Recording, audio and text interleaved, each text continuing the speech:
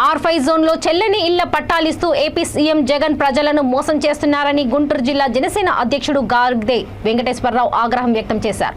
జగనన్న కాలనీలు టీడ్కో ఇళ్ల గురించి పట్టించుకొని సీఎం న్యాయస్థానాల్లో విచారణలో ఉన్న రాజధానిలో ఇల్లు నిర్మాణానికి ఎందుకు హడావుడి చేస్తున్నారని మండిపడ్డారు. ప్రజలకు భయపడే తాడేపల్లి నివాసం నుంచి పట్టుమని 10 కిలోమీటర్ల దూరం లేని శంకుస్థాపన ప్రదేశానికి హెలికాప్టర్లో వెళ్లారని వ్యాఖ్యానించారు.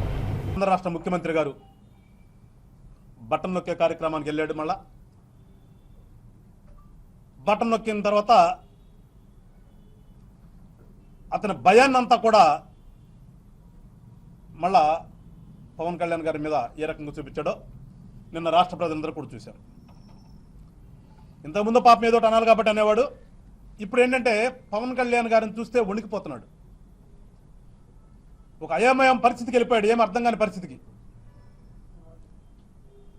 పాపం పేరుకే ముఖ్యమంత్రి, ఏమి చేయలేని పరిస్థితి.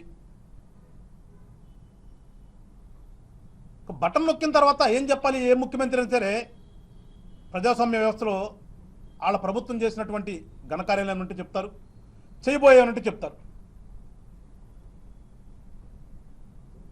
కానీ ఇది ఒక ఫ్యాషన్ అయిపోయింది దానికి. పాపం ఆర్థిక మంత్రి గారు ఏమైనా ఎక్కడ కనిపించడం కూడా కనిపించట్లేదు. ఆయన ఏమైనా ఎక్కడెక్కడ తిరిగి అప్పులు పట్టురావటం, ఈయనేమో ఆ బటన్లు నొక్కటం.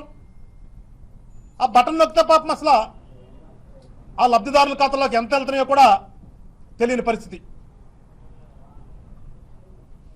ఇవాళ మాకు వచ్చిన ఇన్ఫర్మేషన్ ప్రకారం మొన్నది పాపం నొక్కానన్నాడు అమ్మఒడో ఏదో, దాంట్లో సగం డబ్బులు కూడా పడతలేదట ఖాతాల్లోకి.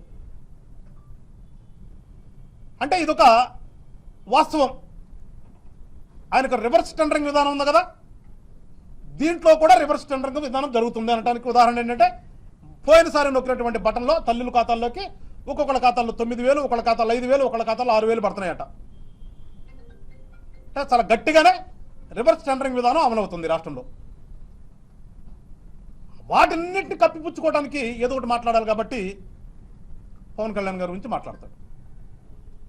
అరే మేము పదే పదే చెప్తున్నాం, అరే బాబు మేము ఇంతవరకు అసలు రాష్ట్రంలో పరిపాలించలేదు కదరా, మీ ప్రకారం చూసినా కానీ మాకు అసలు ఎమ్మెల్యేలు కూడా లేరు కదా, అసలు ప్రతిపక్ష పార్టీనే కాదని మీరే అంటున్నారు కదా, మరి ఇంకా ఏంటి మీ భయం ఏంటి? ఎందుకు అంతలోకి వణికిపోతున్నావు? పేరు తలుచుకోవడానికి కూడా భయపడిపోయి దత్తపుత్రుడు అనే స్థితికి ఎందుకు దిగజారిపోతున్నావు ముఖ్యమంత్రి గారు? నేను మహా లీడర్ అని చెప్తున్నావు కదా, ఒక మహా లీడర్ యొక్క కొడుకు ఒక మహా లీడర్ అని చెప్తున్నావు కదా, ఏమి నీ వణుకులో అంతలోకం వణుకుపోతున్నావు ఎందుకని? నీకు ఇంతకుముందు కూడా చెప్పాను నేను, విరామం సమయంలో వస్తేనే నువ్వు ఆ రకంగా మాట్లాడుతున్నావు, రెగ్యులర్గా ఉంటే నీ పరిస్థితి ఏంటి బాబు చూసుకోరు ఒకసారి అని చెప్పాను. ఇవాళ కనిపిస్తుంది సుస్పష్టంగా ఏమి చేయలేని పరిస్థితి. దానికి నోటికి ఏది వస్తే అది మాట్లాడే పరిస్థితి దిగజారిపోయావు. నువ్వు వచ్చి సంస్కారం గురించి మాట్లాడతావు.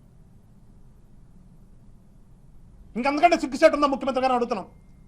సంస్కారం గురించి నీ నోటిలో నుంచి పాపం ఎవడో రాసిస్తాడు కదా స్క్రిప్ట్. ఈ మధ్యన తెలిసింది ఎవడో కృష్ణమోహన్ అంట, దానికి ఒక శాఖ పెట్టుకున్నారు రాసి ఇవ్వడానికి. అరే బాబు కృష్ణమోహన్ గారు నీకు నమస్కారాలు చెప్తున్నారా బాబు, నీకు కొంచెం స్క్రిప్ట్ మార్చయ్యా, నీ మేధావితనాన్ని ఉపయోగించు. ఎప్పుడు పాడిందే పాటరా పాసిపాడు దాస్తున్నట్టుగా ఎప్పుడు చూసినా ఆ ప్యాకేజీ ఆ దత్తపుత్రుడు అదే కదా, ఏదో కొంచెం మార్చి పదాలు మార్చు కొంచెం. ఎందుకంటే ఈయన ఇసుకుపోతున్నారు. ఆడేదో రాసిచ్చాడు, దాన్ని తీసుకొచ్చి కింద పెట్టుకొని చదువుతాం. సంస్కారం ఉండాలి.